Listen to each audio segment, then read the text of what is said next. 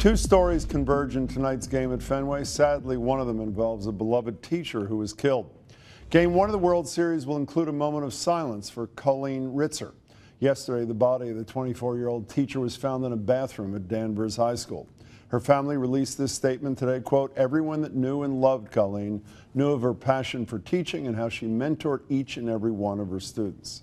This afternoon, a 14-year-old student from Colleen Ritzer's school was arraigned on the charge of killing her. NECN's Nicole Jacobs has the details.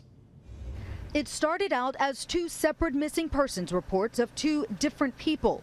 14-year-old Philip Chisholm never returned home from Danvers High School, and 24-year-old Colleen Ritzer, a teacher at the school, did not return home either. As a result of that report, Danvers police initiated a search for the teacher and discovered blood in the second-floor bathroom at Danvers High School. Court documents revealed, based on surveillance video from the high school, that a student was involved in the brutal assault of the 24-year-old math teacher. The body of Colleen Ritzer, 24, of Andover, was located in the woods near Danvers High School. In the early morning hours Wednesday, Topsville police located the missing teenager. Between the surveillance video and a suspect interview, This is the matter of Philip Chisholm. the 14-year-old, a juvenile in Salem District Court, charged with murder.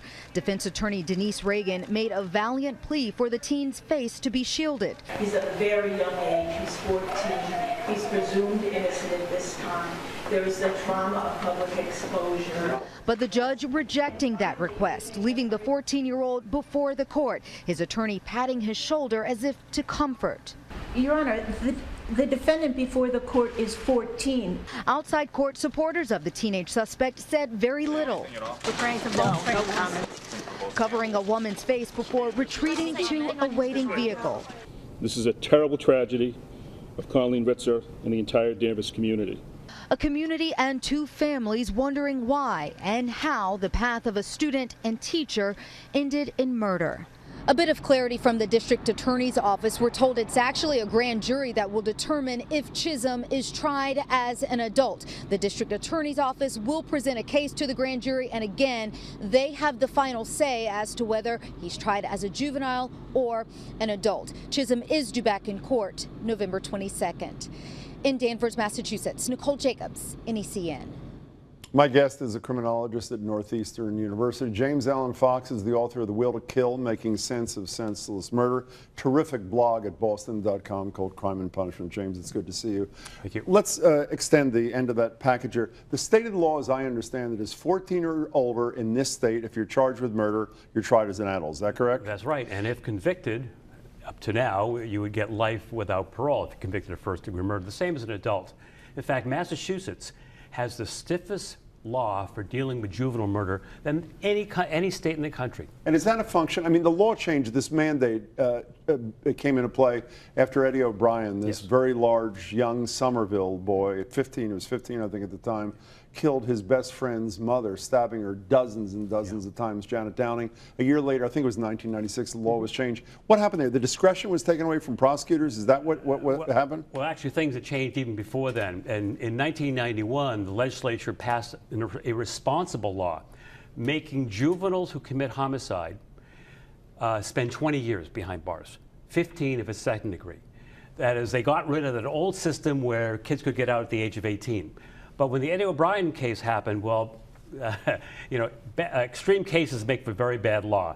That was an awful case, but it's not a typical case. Unfortunately, the entire system in Massachusetts is designed around Eddie O'Brien. Well, why is it not okay for, assuming this young man, and I know it's a huge assumption, but the DA thinks he did it, why is it not okay for him to be tried as an adult? He committed an adult crime. I mean, obviously one of the issues, I assume part of the defense is what his capacity is, but assuming he's got the capacity to understand what's going on, he allegedly committed a brutal atrocity. Sure, kids can look like adults, kill like adults, but they think like children.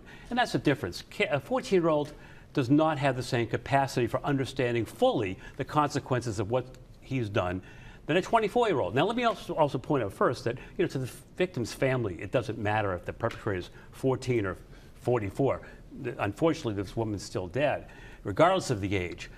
But in terms of culpability, teenagers don't have the same brain development. They don't have the ability to think long-term. And also, 14-year-olds can be turned around. They're much more amenable to treatment. We shouldn't throw them away forever. Well, like even if we he do gets life, adults. he's not going to get life without parole, because that was what declared virtually unconstitutional by the Supreme Court in 2012. So if he has, but let me step back. Mandatory life without parole. I want to understand this though for a second here. Is your position that never should a 14-year-old be tried for murder, or that there should be prosecutorial discretion? They should decide based on the merits of the case. Where are you on this? I think that certain juveniles should be tried as adults. The repeat violent juvenile who's been through the juvenile justice system time and time again, long criminal record, he's proven that he's unreachable by the juvenile justice system. But so in that case, no. if a prosecutor decides to try that 14-year-old as an adult, you can live with that. Well, if he's a first offender, I would suggest that. No, I'm saying, but you're saying if it's a first offender, they should not be. They should not be. And so, in light of the fact that the reputation of Massachusetts, despite this Eddie O'Brien thing of whatever 18 years ago, is as a fairly soft on crime state, why is this issue not revisited? Regardless of what side the average member of the public is on, why has this not been revisited? Well, we've been trying for years. There's been bills that are stuck in the legislature. The problem is it's very difficult for a politician to advocate for softening the laws. Yeah, but I would ordinarily agree with that without a shadow of doubt. But when you have the Supreme Court that is not exactly soft on crime, moving in what I consider, and I'm sure you consider, to be a pretty positive direction in terms of juvenile offenders, the most obviously dealing with death penalty, a decade or so ago, and now moving to this mandatory life without parole. If the conservative-leaning Supreme Court of the United States is opening its eyes to the realities of what you suggest, not at all lessening the seriousness of the crime, why is the Massachusetts legislature and a fairly liberal governor not willing to relook at it? Well, they have to look at it. We have to change the mandatory law. The problem is that many of the prosecutors, they want to replace life without parole with something like 40 years, which isn't all that much different. The point is that a 14-year-old is not the same as a 24-year-old. Understood. And by the time he's 35 years old, for example, he's not the same person. I only have a couple of seconds. When someone's in when this is presented to the grand jury, what is the likelihood the grand jury says, because I think they're pretty, the old ham sandwich line that we've all heard 1,000 times, that they say to themselves, even though I think he should be charged with first-degree murder, we're going to charge him with something less because we don't want to see him serving the kind of sentence that a first-degree conviction would bring with it. The only thing they could do is manslaughter that would keep him in the juvenile justice system, but it's not going to happen. These are awful crimes, and we're stuck. We have a very rigid law in Massachusetts. If we're going to try all these 14, 15, 16-year-olds, 17-year-olds like adults for murder, at least we have to have discretion at the other end of the system. We've seen judges, for example, the Arraigned case, who said, I wish I could give you something less than life without parole because it's inappropriate in this case. It's well, very the move easy is to take away discretion from judges because, as you know, all the outliers generally leave in that direction. James Fox, we have to go. Good to see you as always. Thank you. Read him. He teaches at Northeastern. Again, that fabulous blog, Crime and Punishment at Boston.com. Good to see you, James.